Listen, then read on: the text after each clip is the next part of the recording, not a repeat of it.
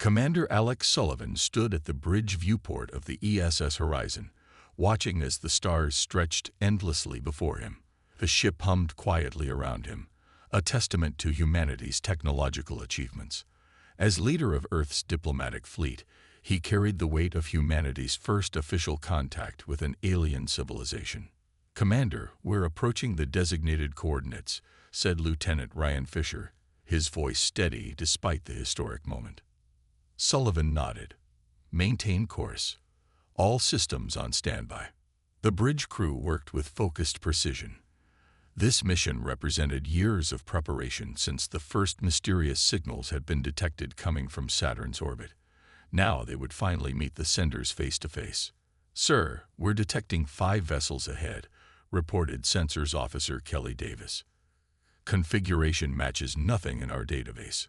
Sullivan straightened his uniform. "Open a channel when we're in range." "Yes, sir." The massive ships appeared slowly against the blackness of space, sleek vessels with strange geometric patterns across their hulls. They moved with impossible grace for their size, forming a perfect pentagon formation.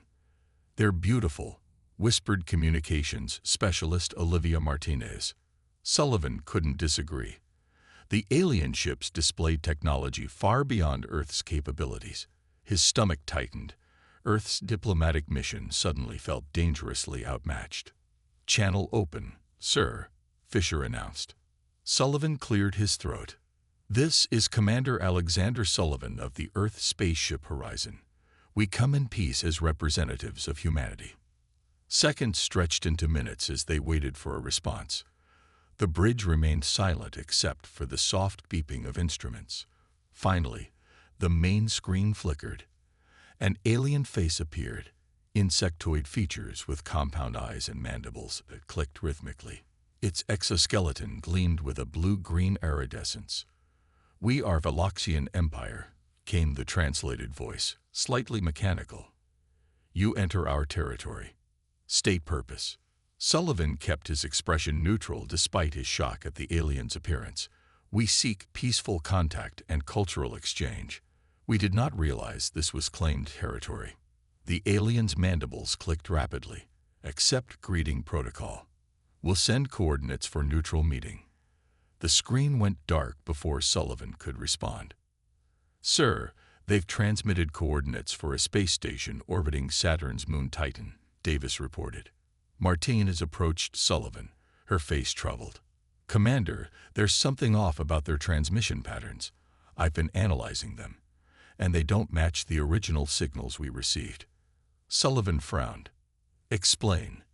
"The original signals followed mathematical sequences, pi, prime numbers. These communications contain embedded frequencies that don't serve any obvious communication purpose." "Could it be part of their language?" Sullivan asked. Martinez shook her head. "I don't think so.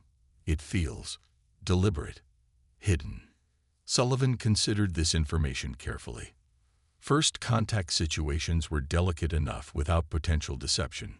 "Monitor all transmissions closely. I want to know what those hidden frequencies might be doing." "Yes, sir." Sullivan turned to his executive officer, Commander Diane Foster. "Prepare a delegation team. You'll take command while I'm away." "Sir, is it wise for you to go personally?" Foster asked. "Diplomatic protocol. We show respect by sending our highest-ranking officer."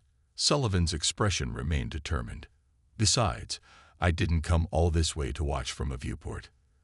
As the Horizon adjusted course toward the meeting point, Science Officer Peter Jordan approached with a data tablet. "Sir, I've been scanning the Veloxian vessels. Their power signatures are concerning." Sullivan examined the readings. "Weapons?" Jordan nodded grimly. "More firepower than our entire fleet combined. And they're keeping some systems dormant. I believe they're hiding their true capabilities." Sullivan looked back at the alien ships gliding silently alongside them. What had seemed like a historic moment of peace now carried unsettling undertones. "Maintain alert status," he ordered quietly, "and open a secure channel to Earth Command. They need to know what we're dealing with." The ESS Horizon continued toward Saturn, carrying humanity's representatives to their first face-to-face meeting with the Veloxian Empire, unaware of the chaos that would soon follow. The space station orbiting Titan gleamed against the orange backdrop of Saturn's largest moon. Its architecture was unlike anything humans had designed, curved and flowing, with structures that seemed to defy conventional engineering.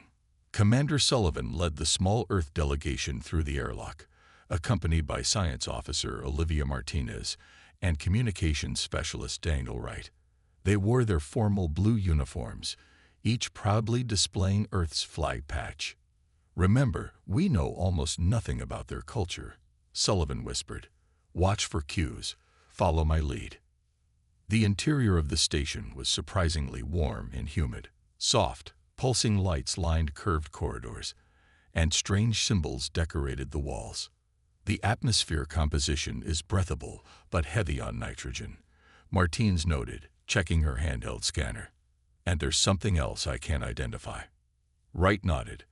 "Their messages mentioned ceremonial spores. Maybe that's what you're detecting." A door slid open silently, revealing a large circular chamber.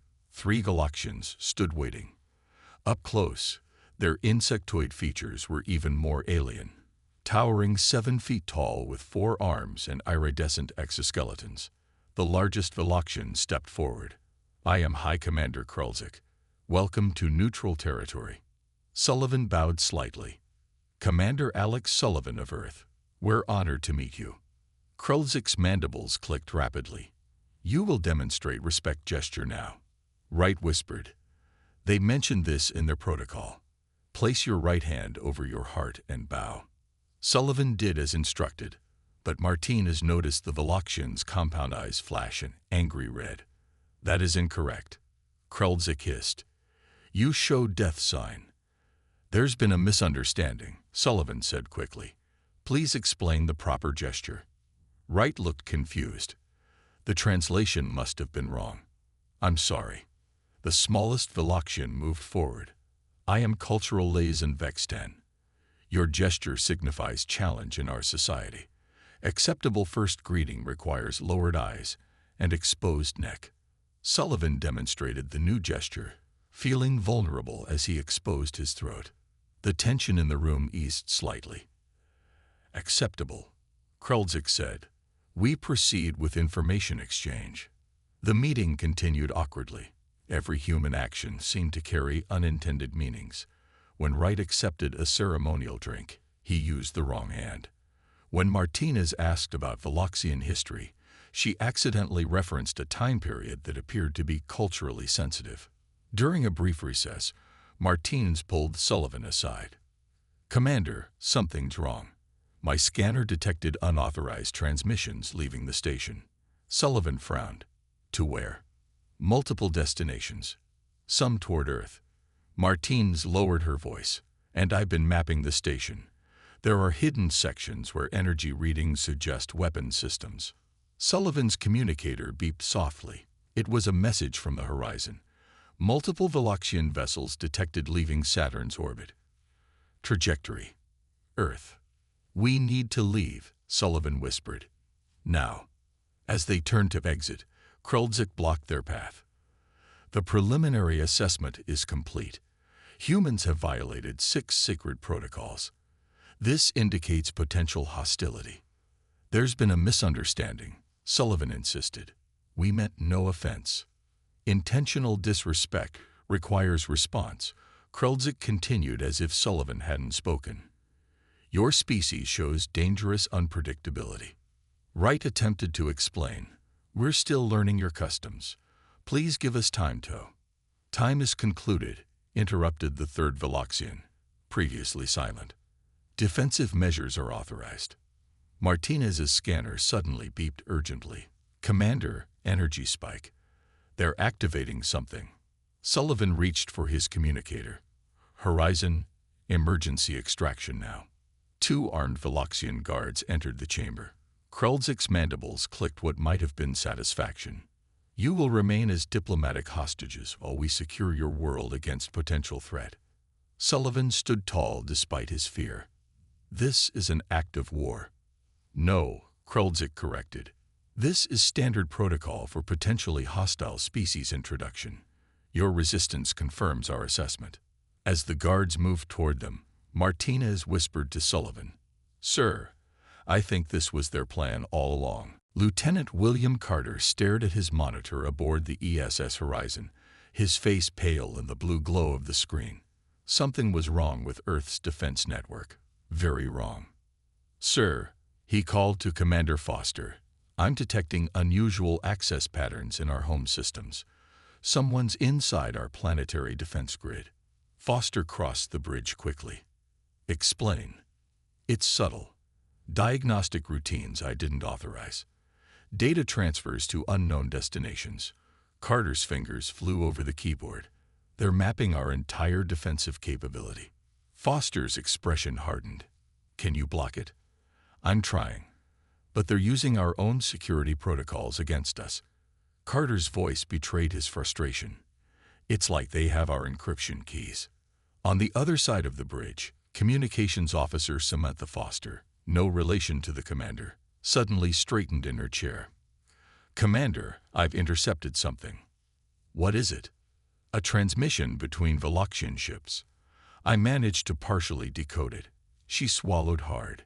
"It's an invasion plan." The bridge fell silent. "Are you certain?" Foster asked quietly. Samantha nodded. "The translation isn't perfect, but I'm seeing coordination commands for multiple attack groups. They mention Earth's major cities by name." "How long do we have?" "Hours. Maybe less." Commander Foster turned to tactical. "Battle stations. Alert all Earth vessels. We need to warn. Communications are being jammed." Samantha interrupted. "I can't reach Earth Command." Meanwhile, on the space station, Sullivan was being led away by Veloxian guards when Martinez suddenly moved. She grabbed a nearby object, some kind of ceremonial staff, and swung it hard against the station's environmental controls. Alarms blared as atmospheric pressure fluctuated wildly. "Run," she shouted to Wright. The confusion gave them their chance. Wright and Martinez sprinted toward the exit, while the Veloxians struggled to stabilize their systems. Sullivan wasn't so lucky. A guard tackled him to the floor. "Go," Sullivan ordered. "Get back to the ship." Wright hesitated, but Martinez pulled him along. "We have to warn Earth." They raced through unfamiliar corridors, following Martinez's scanner toward the docking bay. Behind them, angry clicking echoed as Veloxians gave chase. "There's a maintenance shuttle," Wright pointed. "Can you fly it?" "We're about to find out," Martinez replied grimly. Back on Earth, at the lunar colony Alpha, Dr. Emma Green was the first to notice something strange on the long-range sensors. "Control, I'm picking up multiple objects approaching from Saturn's direction." "Probably just debris," came the response. Green frowned at her readings. "Debris doesn't change course." She zoomed in her telescope. The blood drained from her face as she saw dozens of Veloxian warships emerging from light speed. "This is Lunar Colony Alpha declaring emergency. We have incoming hostile vessels. Repeat, this is not a drill." Her warning came seconds before the first energy beam struck the lunar surface. The colony's dome cracked like an egg. In the chaos aboard the Horizon, Lieutenant Carter finally broke through the jamming long enough to send one short message to Earth. "First, Siomante hostile. Prepare for ATDC." The message reached Earth Command just as Admiral Grace Morgan was reviewing routine fleet movements. Her coffee cup crashed to the floor. "Sound general alarm," she ordered. "All available ships to defensive positions." "How many ships do we have ready?" her aide asked. "Not enough," Morgan replied. In the stolen Veloxian shuttle, Martinez and Wright watched in horror as the first wave of alien ships unleashed destruction upon the lunar colonies. Explosions bloomed across the surface, oxygen venting into space as habitats ruptured. "We're too late," Wright whispered. Martinez gripped the controls tighter. "No, we still have Earth, and we have information they need." As they raced toward their home planet, Earth's scattered defense forces scrambled to respond to humanity's first interstellar war. Behind them, Commander Sullivan was led before the Veloxian High Council to witness the beginning of an invasion he had tried desperately to prevent. Admiral Grace Morgan stood in Earth's Central Command, her face illuminated by the glow of tactical displays, showing humanity's worst nightmare. Red dots representing Veloxian ships approach Earth from multiple vectors. "Status report," she demanded. "Lunar colonies Alpha and Beta are gone," replied her second-in-command. "Gamma is under heavy bombardment. Our orbital platforms are responding but severely outgunned." Morgan had never expected to become humanity's wartime leader, but with most of the Admiralty attending a conference on Mars, now cut off from communication, command fell to her. "Activate the planetary shield grid," she ordered. "Ma'am, the grid is compromised. Lieutenant Carter from the Horizon reported Veloxian infiltration of our systems." Morgan slammed her fist on the console. "Then we fight with what we have. Deploy all available ships. Priority is civilian evacuation from coastal and major urban centers." Across the planet, sirens wailed as the news spread. Millions looked skyward, where bright flashes marked orbital battles already underway. In a research facility beneath the Rocky Mountains, engineer Nathan Powell reviewed the limited data they had on Veloxian technology. His team had been assembled hastily, the best minds Earth could gather on short notice. "Their shields operate on a frequency modulation we've never seen before," Powell explained to the gathered scientists. "But there's a pattern to it." He pointed to a sequence of energy spikes. "See this? Their shields cycle every 3.7 seconds. There's a microsecond vulnerability if we can hit them with precisely timed bursts."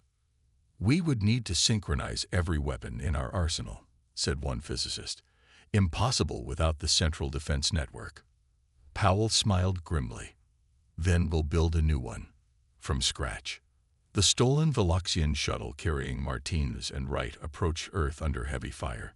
Their unusual vessel confused both sides, leading to several near misses. "Earth Defense, this is Science Officer Martinez from the Horizon delegation. We have critical intelligence on Veloxian capabilities." After tense verification, they were guided to a secure landing facility in what remained of the Australian outback. Former Marine Eric Daniels met them on the runway. His special operations team provided security, rifles trained on the alien craft until they confirmed the occupants were human. "Welcome back to Earth," Daniels said dryly. "What's left of it?" Martinez handed over a data core. "Everything we learned about their technology, biology, and tactics. Their ships are powerful but have specific weaknesses." Wright added, "They're not invincible. They're just better prepared." Meanwhile, in cities worldwide, evacuation efforts faced chaotic conditions. Veloxian scouts had landed in several major urban centers, their insectoid forms causing panic among civilians. "Keep moving," shouted National Guard Captain Lisa Reed in Chicago. "Underground shelters are your best protection." She fired her rifle at an approaching Veloxian soldier, the bullets bouncing off its exoskeleton. The creature advanced until one of her squad targeted its joint sections with concentrated fire. It collapsed with a high-pitched shriek. "Aim for the joints," Reed called to her team. "Spread the word." In orbit, the first major space battle of the war unfolded.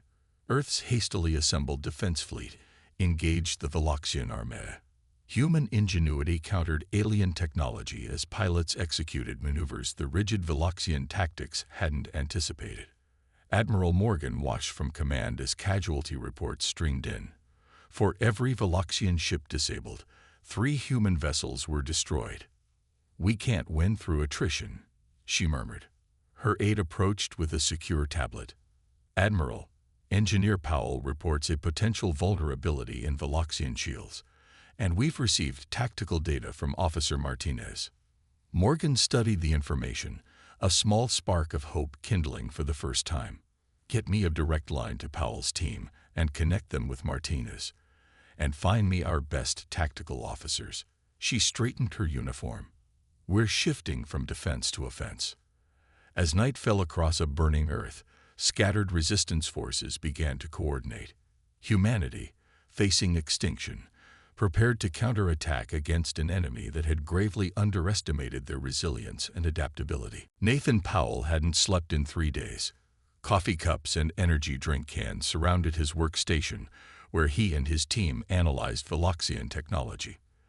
The breakthrough came when they combined Martinez's stolen data with readings from destroyed alien ships. "I've got it," Powell shouted, startling his exhausted colleagues. Their shield modulation follows a predictable mathematical sequence. He displayed a complex waveform pattern on the main screen. "Look here, the pattern repeats every 17 cycles. If we time our weapons to strike during this precise point in the sequence, their shields become momentarily vulnerable." Dr. Maya Garcia, the team's physicist, studied the pattern.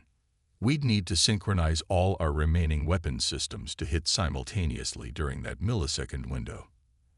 And we'd only get one shot before they adapt," added Powell. The information was rushed to Admiral Morgan's makeshift headquarters in the Colorado underground facility. Morgan reviewed the findings with her tactical team. "This could work," she said finally, "but we need a coordinated global assault." Lieutenant Ryan Fisher spoke up. "Ma'am, what about Commander Sullivan? If he's still alive, he's inside their command structure." Morgan nodded slowly. "A rescue operation might provide the distraction we need." She turned to her communications officer. "Get me former Marine Daniels." Aboard the Veloxian flagship, Commander Sullivan was kept in a containment cell. Despite his captivity, he had been observing and learning. The guards changed at regular intervals. The ship vibrated differently during weapons fire. And most importantly, he had noticed growing tension among the Veloxians themselves. 2 guards argued outside his cell, their clicking language becoming heated. Sullivan couldn't understand the words, but the body language suggested deep disagreement. Later, one guard returned alone. This Veloxian was smaller than the others, with unusual markings on its exoskeleton. "Human commander," it clicked, activating a translator. "I am Science Specialist Mexall. Not all Veloxians support this war." Sullivan approached cautiously. "There are dissenters among you." The High Command acted against protocol. Proper assessment requires centuries, not days. Mexall's antennae twitched nervously. "Some of us believe your species deserves the standard evaluation period. Can you help me escape?" Dangerous, but possible. While Sullivan discovered potential allies, Eric Daniels led a team of 20 elite soldiers on a daring mission. Using a captured Veloxian shuttle and Martinez's knowledge of their protocols, they approached the flagship under the guise of a supply transport. "Remember," Daniels told his team, "quick and quiet. We get Sullivan and any other prisoners, plant the charges, and leave." The infiltration began smoothly. Disguised in salvaged Veloxian armor, they passed through initial security checkpoints. Martinez guided them through the ship's layout via secure comms. "The detention level should be 2 sections ahead," she advised. They encountered resistance at the detention level entrance. In the ensuing firefight, Daniels discovered what Martinez had already learned. Veloxian joints were vulnerable to concentrated fire. As alarms blared across the ship, Sullivan heard commotion outside his cell. The door slid open to reveal Mexall. "Now is your chance," the Veloxian scientist clicked. "Others like me are creating diversions." Sullivan followed Mexall through service tunnels until they literally ran into Daniels' rescue team. Weapons were raised before Sullivan shouted, "Hold fire. This one's helping us." "Commander Sullivan." Daniels lowered his rifle slightly. "In the flesh. And this is Mexall. Apparently not all Veloxians want us dead." "Fascinating," Daniels said dryly. "But we have 5 minutes before this ship becomes a very expensive firework." On Earth, Powell's team had finished distributing their shield-breaking algorithm to all remaining defense forces. Admiral Morgan addressed the unified command structure. "This is humanity's turning point," she declared. "When the rescue team confirms extraction, All units will target the flagship simultaneously using Powell's frequency calculations. As Daniel's team fought their way back to the hangar bay with Sullivan and several freed human prisoners, Earth's scattered forces prepared for a coordinated assault that would determine the fate of their species. Mexall turned to Sullivan during a momentary pause in fighting. "If this works, remember that not all Veloxians are your enemy." Sullivan nodded grimly. "If this works, that distinction might be the only hope for both our species." The rescue shuttle carrying Commander Sullivan Daniel's team and the Veloxian scientist Mexall approached Earth through a gauntlet of space debris and ongoing battles. Sullivan stared at the view screen, shocked by the devastation visible from orbit. "They hit every major military installation," Daniel said grimly.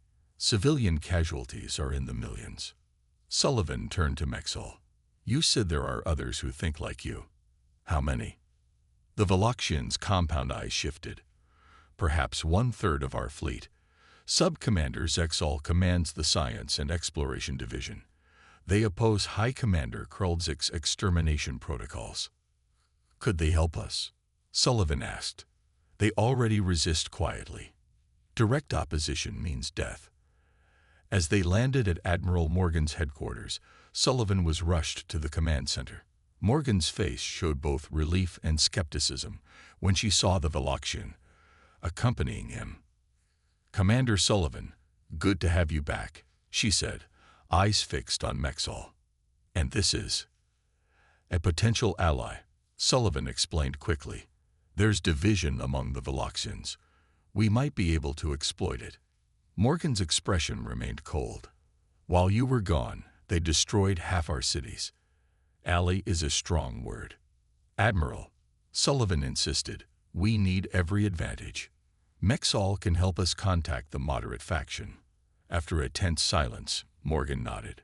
"You have 1 hour. After that, we launch Powell's plan regardless." Sullivan and Mexall worked frantically to establish secure communication with Sub-Commander Zexal's vessels. Using codes only known to the Science Division, they finally made contact. Zexal's insectoid face appeared on screen. "Commander Sullivan, your survival is unexpected. As is this conversation," Sullivan replied. "Mexall tells me you disagree with this war." "Correct. High Command violated our sacred evaluation protocols. Your species deserves standard assessment period of 200 cycles." "We don't have 200 cycles," Sullivan said. "We need your help now. What do you propose?" "When we attack the flagship, your vessels stand down.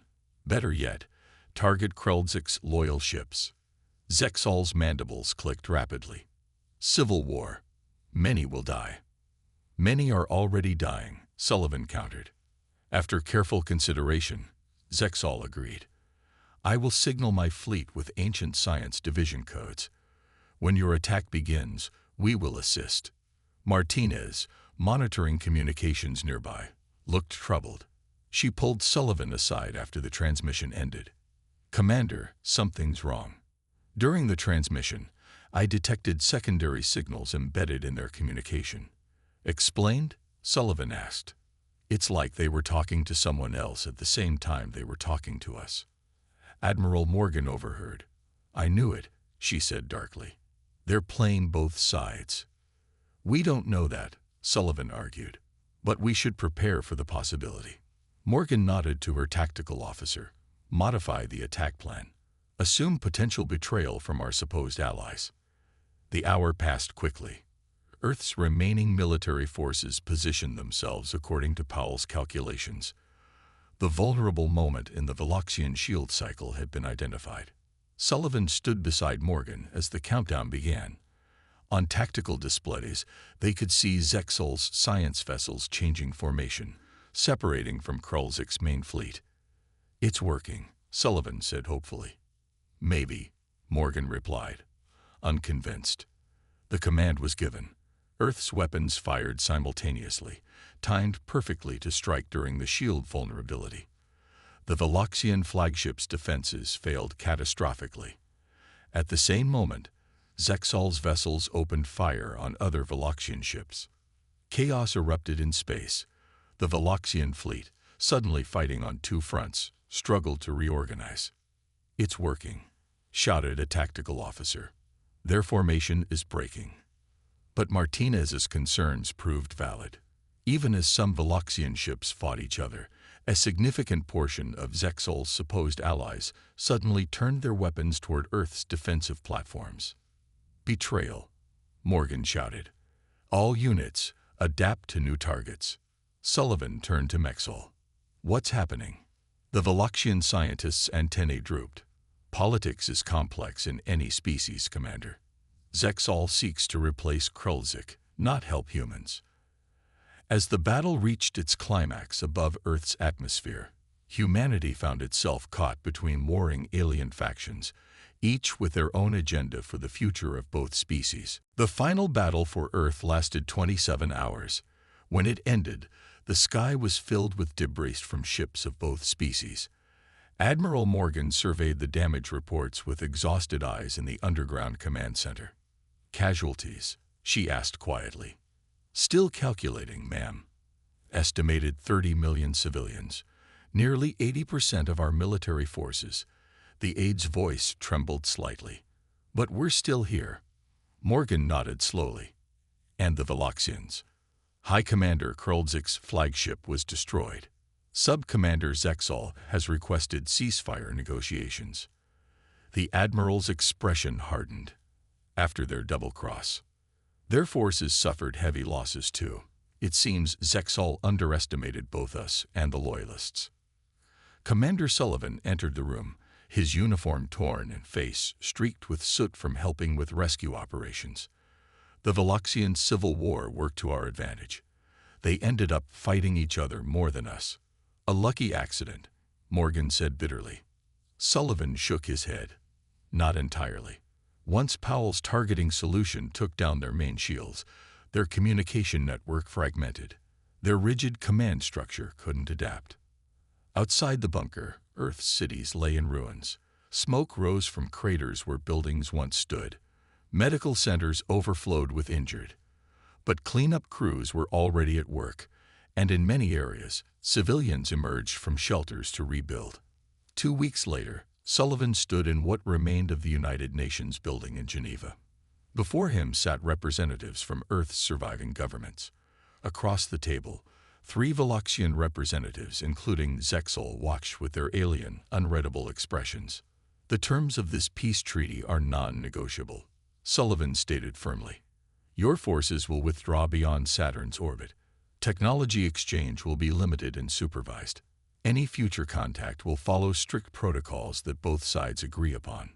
Zexal's mandibles clicked softly. "We accept these terms. The High Council has recognized the error in our first contact approach. Commander Krulzik's extermination policy has been officially repudiated." "Pretty words," said one human delegate. "But you still tried to conquer us." "As did factions of your own species throughout your history," Zexal countered. "We propose learning from mutual mistakes."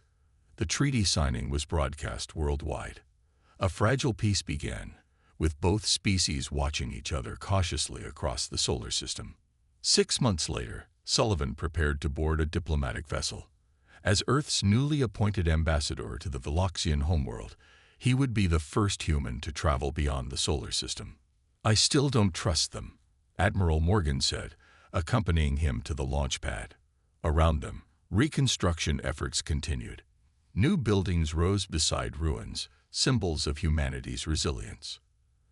"That's why I'm going," Sullivan replied. "Someone needs to represent our interests." Morgan gazed up at the new defense satellites orbiting Earth. "We'll be ready if they try again." "Let's hope they don't," Sullivan said. "There's been enough destruction." In her laboratory, Olivia Martinez worked late into the night. Since the war ended, she had been studying the complete communication records between Veloxian factions.